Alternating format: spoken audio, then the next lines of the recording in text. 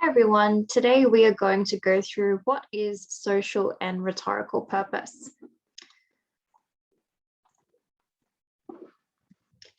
When we communicate, we always have a goal. So this might be to inform someone, to tell them information, to persuade them to agree with us and think a certain way or do something that we want them to, or to entertain them. So maybe to make them feel happy.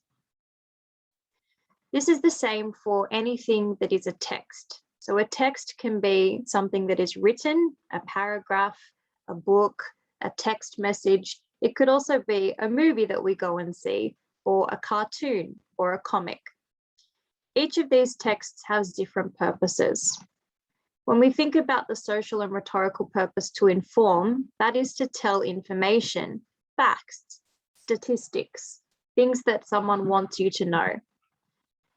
If the social and rhetorical purpose is to persuade, it's to make someone agree with your point of view, what you think, your opinion. If you're trying to entertain someone, and that is your social and rhetorical purpose, you might be trying to make them feel an emotion, like very happy. You might want to make them laugh or think that something is silly. It might also even be a scary movie where you want them to feel scared.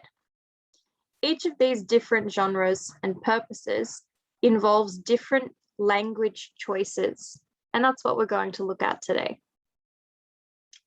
When we think about social and rhetorical purpose, we need to think about who is a text for, what is it about, and why has it been written.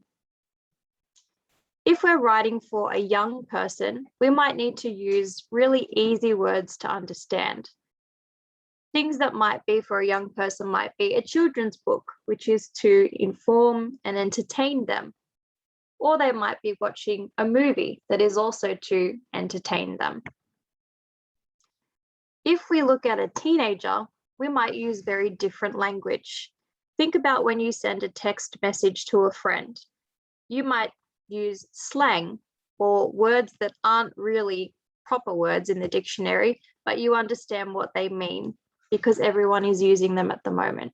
You might also use emojis in your text message or write words in a shorter way. If you're writing for an adult, however, you might need to use proper language and proper English, words that you would find in a dictionary.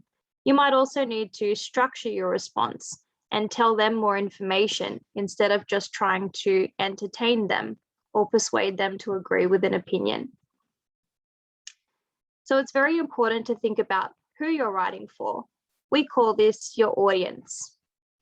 This is all part of the social and rhetorical purpose, the goal of why people are writing. If someone is writing for their friend, they might be writing a text message. You can see that the messages are very short. There are questions. People use I a lot. Sometimes they even use emojis to show how they are feeling, to entertain, or to persuade someone that that is how they're feeling. If we think about a teacher, what you write for a teacher would need to be very different. You would have to have facts.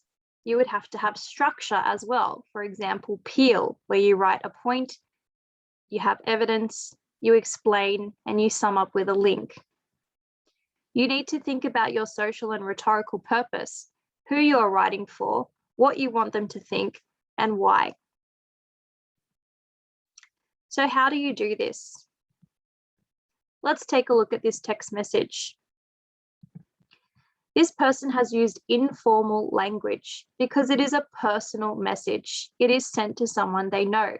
They've used words like I, words like you. The messages are very short. This text is to inform someone that they are loved.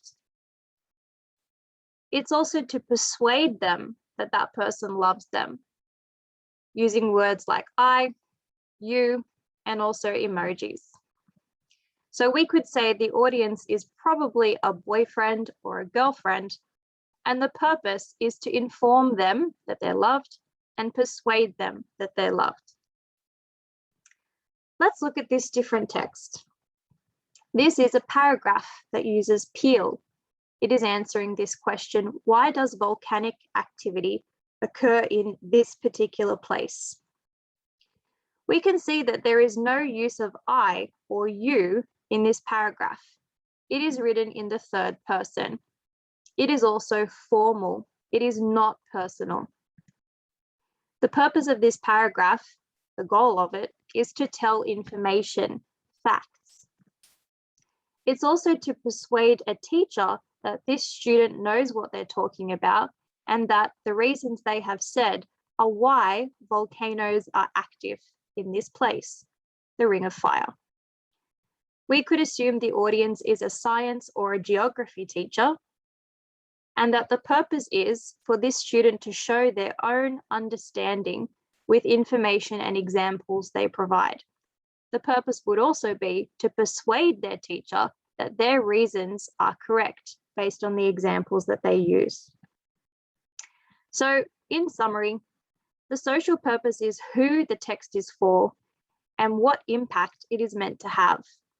Is it for a friend, where it's going to be informal? It might be to inform or entertain. Or is it for a teacher, where you're trying to tell them information to inform them and persuade them that you know what you're talking about? The rhetorical purpose is, how does the writer or creator send this message? What language are they using? How do they structure what they're writing? Do they use any pictures? How are they saying this message?